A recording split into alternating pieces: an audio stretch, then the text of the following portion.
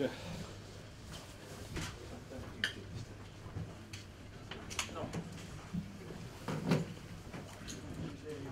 Batteries are gone.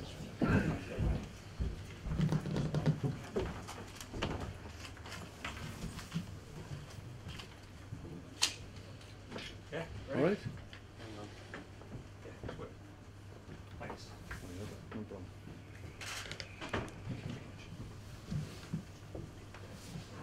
What's the state of play then, Mark? How people come back fit? You got any injuries? We've got mostly everybody back. Mam Diouf was walking into the building as I left her, funny enough, so I haven't had a chance to speak to him, but by all accounts he's okay. We have to make a judgment on Mam just to see whether or not we feel physically and mentally, really, in terms of the amount of travelling he's done, whether or not that's affected his approach to the game. So we'll get a feeling for that before the game, and then I'll make a decision whether or not he plays or not. But the rest of them, are in the building and have trained well today. You might not have spoken to him, but I suppose you just look if they're limping, don't you? Well, it is a little bit like that international week, to be perfectly honest. But touch wood, we've been okay. We haven't really had any issues. Probably the only ones missing tomorrow are Stevie Ireland, who has only had a couple of days training, so we'll probably miss out. And like I said, we need to make a decision on Mam probably tomorrow morning. Because you've got Saidi back, you've got some decisions to make, I'm guessing, haven't we, based on what happened as well at the Etihad? Yeah, we have those decisions, and I have those decisions every week at the moment, because we've got a very strong squad, and they're all senior players and they all want to play. So it's about just picking the right team for the opposition we're up against. Obviously, last 2 weeks ago against Man City, we picked a team and had a game plan that we felt would work for us, and thankfully that's how it panned out. But it's different opposition, obviously, and they'll set us different problems. So maybe different personnel are required. So I've got a good idea which way we're going to go. So it's important just to keep trying to pick the right teams. 2 weeks down the line, was enough made of what a great result that was for Stoke? Well, I think we made quite a bit of it. No, I think we've, in fairness, I think most media outlets gave us the credit that we deserved, because on the day we were organised, we were resolute, and we had a threat as well, and we deserved the win. And in fairness, Man City were very gracious after the game, and the vast majority of them felt that we deserved the win on the day as well. So that's pleasing when you go to a club such as Man City and put in a good performance and you're able to come with maximum points. How do you use such a result as that? Are you one of these managers that say, right, that's completely gone, we forget about that now? Or will you be using it? Well, I think we can use it in terms of that's the standard in terms of commitment to what we're trying to do. So we've set the bar to a certain extent, and all those things that you have to do well to enable you to get a good performance and a good result, certainly against the top teams. They all apply against so-called lesser teams in the Premier League, but you have to do those things, the fundamentals, well every time you put the shirt on, and if we do that, then we've got a good chance to win games in the Premier League. It's going to be difficult against Leicester. They'll set us different problems than Man City we're going to set us, so we need to be ready for that. But I think the fact our last home game was a little bit flat from our point of view. Obviously we had a lot of expectation before the game, and on the day Villa were the better team in terms of being able to execute their game plan. So I think we'll use that more as a motivation than possibly the Man City game in this one, because it's a case of once bitten, twice shy. So we want to make sure that we get maximum points tomorrow. Have you been more excited about a squad in your career than the one you've got right now? I think I've got lots of options, and there's a depth to the squad that is encouraging, because we all know it's a long, hard season and we're going to lose players, and we have lost players already. Obviously, Jeff Cameron has just gone under the knife, so we're without him, and we'll lose other players as well. So you need that strength in depth if you can, and I feel we've got that this year. We've got good options in key areas of the field as well. So we're very comfortable with the squad that we've got this year. Do you know your opposition manager well? I know him. I wouldn't say on a personal level. I've been in his company a number of occasions on FA courses and whatever, and played against him. He's obviously marked me as a centre half in the good old days, so I'm well aware of his presence, so to speak. So yeah, he's done a great job. In fairness, and bringing them up, he was under a little bit of initial pressure, I think, when he first got the job, and that seemed to stick around for a while. But he's been able to get the job done and take Leicester into the Premier League, which was obviously his remit. So I'm sure he's enjoying every moment. They've started really well. Had a difficult start on paper, obviously, with the quality of teams they were up against, but you have to say they've equipped themselves exceptionally well. So they'll be coming here on high, expecting a positive result. So it's up to us to make sure they're disappointed. Out of interest, who came out on top, do you think, over the career, you or him? Well, I would always say myself, wouldn't I? Because I'd always back me against anybody. So yeah, we had a few battles over the years, but I seem to recall him getting a League Cup final medal, and I ended up with a runners-up medal. So that was one of the not many disappointments that I had. But there you go. It's the first Premier League meeting between the two clubs. Does that surprise you? Yeah, it does actually. Yeah, I wasn't aware of that.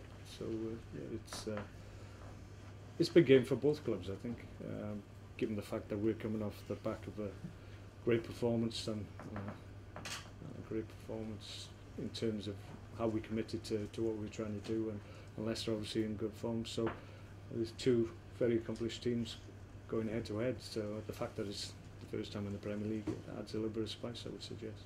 I'll just ask you my two Sky questions. Right, here we go. Because I know you like it. Yeah. First one, Sepp Blatter talking about using the fourth official replaying incidents on a monitor. What do you think about use of that? Difficult. I think we're all wary of introducing technology if it stops the flow of the game. I've always advocated that when a goal is scored, I think it's value just to review it.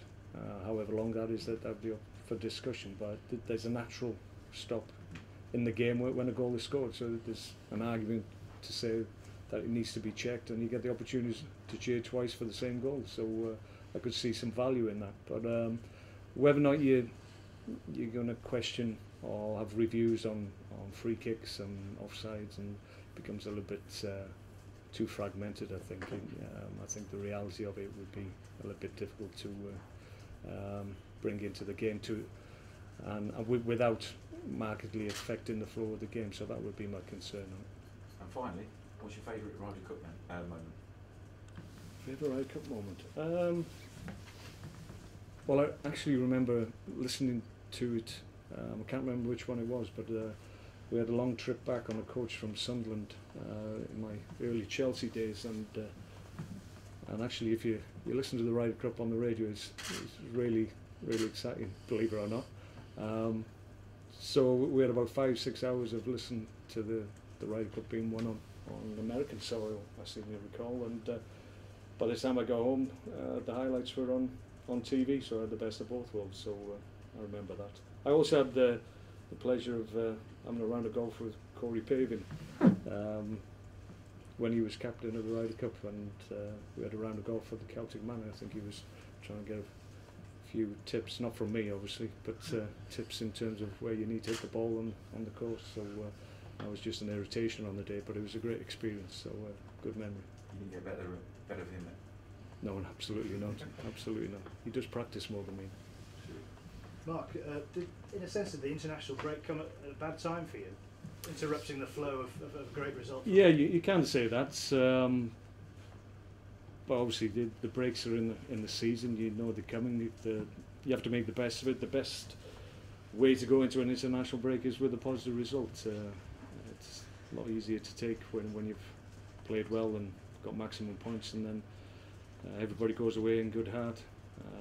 It's slightly different if you have a poor performance and you get beaten, and then all of a sudden people are flying all over the world and you have no time to review what went on or address some of the issues that the game brought up. So we had the better of that, obviously, this time, having won at Man City. But I think this time of the year, I think I said it before the break, that it's a little bit frustrating for everybody because it's a little bit fragmented at the moment. The season needs to get up and running, and at the moment we're 2, 3, 4 games into the season, and we're having international breaks. We'll have 3 or 4 more games, and then there's another one, so it's a bit fragmented at the moment. I was interviewing Dennis Smith the other day, and he was saying that the sort of feel-good factor around the place reminds him of the 70s and Jimmy Greenoff and all that stuff. Is he getting carried away? Is that the feeling you get? Well, we're pleased when we see the old players saying those things, because it's I think there's a sense that people are encouraged by what's happening at the moment, and that's right across the board, from fans, ex-players, everybody in the club as well. But still early days. We've got a lot of work to do to really establish ourselves as we want to do in the top half of the Premier League. So we're encouraged by where we are at the moment, but we need to continue in the same vein. We do that, then we'll keep on encouraging people. Mark, I was going to ask, is Boyan all right? So now he had that rib injury, and then he was. Stevie Ireland had a rib injury as well. Yeah, you're right. Yeah, Bojan's was a rib as well. But he didn't come off the bench, did he? Against City, he was unused. So I wondered if he was. That was more how the game was panning out, so he didn't get the opportunity. But no, he's fine. He's trained all week, so he's okay. Hold on. Mark, just one question. Yeah, you got an excellent record against Leicester. I think you've never been beaten by. You've won every game against Leicester. In fact, I think you were Blackburn manager. You beat Leicester to get to an FA Cup final back in 2005. Probably. And it's Semi-final. It's a different Leicester side, much stronger Leicester side. Well, we played them last year, and obviously they were flying in the Championship at that time. On the day, we have to say, I think it was 2-1. I think the result, but I think we were quite comfortable in the game. It'd be a little bit different, I think, tomorrow. They obviously made a few changes. I don't think their priority was the cup game last year, and I think they were probably quite pleased when they went out of the competition to us. So that won't be the attitude that they will bring tomorrow. So we've got to be mindful of that and make sure we don't get caught out. We're looking forward to the game because we disappointed ourselves and a lot of people last time out against Villa. So we want to put that right. As I said earlier, we're more focused on really what happened in the Villa game rather than what's happened in the Man City game since, because the Villa game was a disappointment and we want to put that right. Okay. My pleasure. Well done.